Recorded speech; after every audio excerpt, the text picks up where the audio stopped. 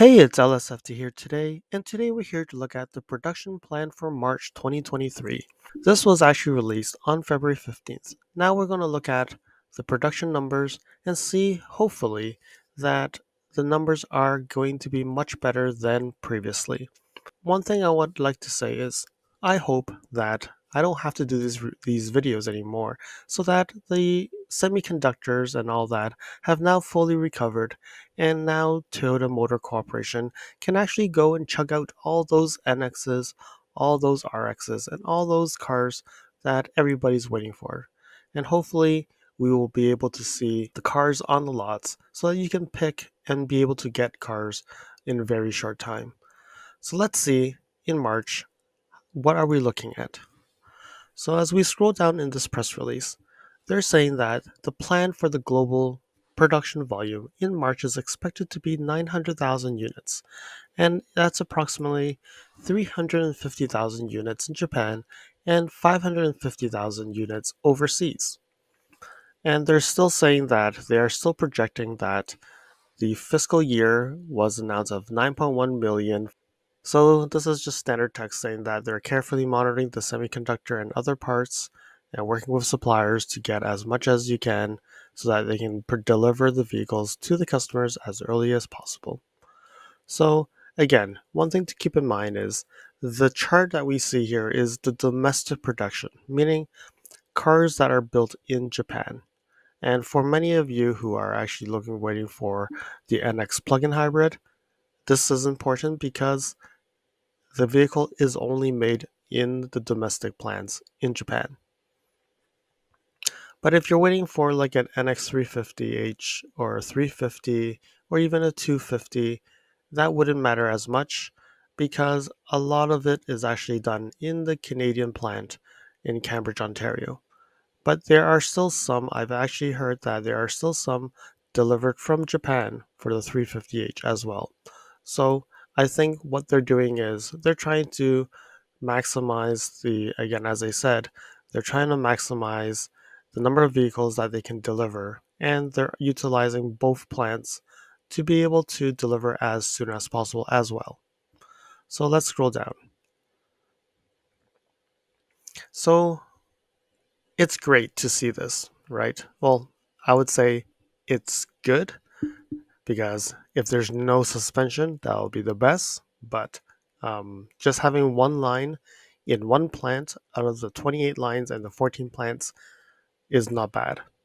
And again, they probably have selected this because the LC is a extremely low volume model and they're suspending it for 3 days. So having that, probably the chips for the LC can be moved into other vehicles, other brands, and other models. So I think it's a great choice to do. And since it's low volume and probably the demand is much lower, this is a great line to actually suspend. So the Motomachi plant in Japan is the only plant that has suspensions for March. And hope that doesn't change. So hopefully the supplies are coming in and they are able to produce the cars at full capacity. So now I've flipped over to my spreadsheet. One thing I really wanted to see is, okay, we every month we see these suspensions and all that, and has it actually been better, or it's actually just number game where they're just moving productions here and there and really looking at the lines, like the production lines, and see what models are impacted. So what I did here is I collected all the information I've been able to see and put it into this sheet. And it's actually quite interesting because you can actually see the productions, right? And I started that starting November 2021. The reason for that is anything what that was before that, you would also notice that they don't make the breakdowns of overseas and Japan, the domestic plants, um, and they don't give you as much detail during those times. So I felt that it didn't make sense to go further before November 2021. So when you look at here, November 2021, they actually did about 850,000 units, and 6 lines of the 28 were suspended, which is 4 plants of the 14 plants. And this is the domestic plants. And when you look at here, UX had 2 days of suspension, NX had 2, the plug-in hybrid had 0, so they actually built the plug-in hybrid and the NX in 2 different plants.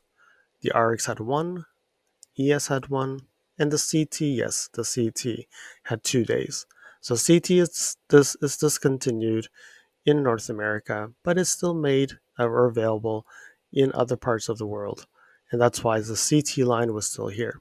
And also you would notice that CT ended their production in October 2022. So that's why there's no longer that model made. And that's why it's grayed out here. All right, so now we look at December 2021, 800,000 units. And I had question marks here because they did not disclose any information on that. But you can see 850 to it went down to 800. Then we go to January, the new year 2022. They remained at 800,000 units. But look at this. 20 of the 28 production lines had suspensions. The 12 plants of the 14 had suspensions as well. And you can see here the NX had 5 days of suspension, but the plug-in did not. LX had 5 days, LC had 5 days, RCF, IS, and 3 days for the ES, 5 for the LS, 5 for the LM. LM is actually very rare seen on this list, but it had 5 days as well, and the CT had 0. Then we look at February, 700,000, 7 production lines, 6 plants. And this is where it started to get down. 10 days for the UX, NX, and the CT. March 2022, 18 plants out of the 28, 11 out of the 14, and 13 days out of the days in March, and 2 for RX, 3 for LX, 2 for ES, and 13 days for the CT. Now we go to April 2022. So now we start seeing the breakdown of overseas in Japan. 500,000 in overseas, which is like the plants in Europe, in Canada, US, and all the other plants, and 250 in Japan, making it 750. 7 production lines out of the 28 were suspended, and 5 of the 14 plants. And this is, again, domestic. 9 days for the UX, 9 days for the NX, 9 days for the plug-in hybrid, 1 day for the RX, 2 for the RCF and RC, 2 for IS, 1 for ES, 2 for LS, and 9 for the CT. Then you see May 750. So I'm not going to go through every single one, but I'm going to make some highlights here. So for April, May, and June, it was 750,000 units. And you can see the max suspension was actually in May and January timeframe. But then when you look at the number of days, you can see in June and May, 12 days of suspension. And then you can see here, 7 days for the plug-in, 7 for the RX, 5 for the GX. So you can see June was quite bad of a month. Every single model had a suspension day. And when you look at the plug-in hybrid, it was about February, March when it had the most suspension days, and it actually has got better. And then when you look at the NX, there has been more impact, meaning the 250, 350, 350H had more impact. And when you look at the total volume, you can see here, March, surprisingly, if everything goes well, it's been the most output of really this number of months. It's actually quite promising to see that the volume has actually started to go up. And you can see here in Japan, with the numbers that has been released, 350,000 units for March is incredible because there hasn't been any months since April 2022 that we've reached 350,000 units. In February, you can see also there was only 1 day of suspension for the LC, and it actually seems to be quite doing well. I actually should double check this because let me double check this piece because it feels like how come I have 3 production lines in one plant, but I only have 1 day for the LC. So let me double check that because that doesn't look right. Maybe it was a copy and paste, but let me see. Okay. The reason why it's 3 production plants because this also includes the Toyotas, like the BZ4X, the Subaru Solterra, the GR Yaris, and the GR Corolla. So that's why it says 3 production lines, but impacting Lexus is only 1. So that's how you read it.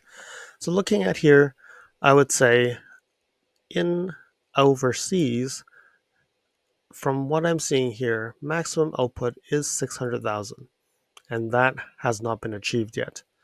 So if Toyota is able to actually produce maximum from the numbers we're seeing here, it would actually be 950,000 units.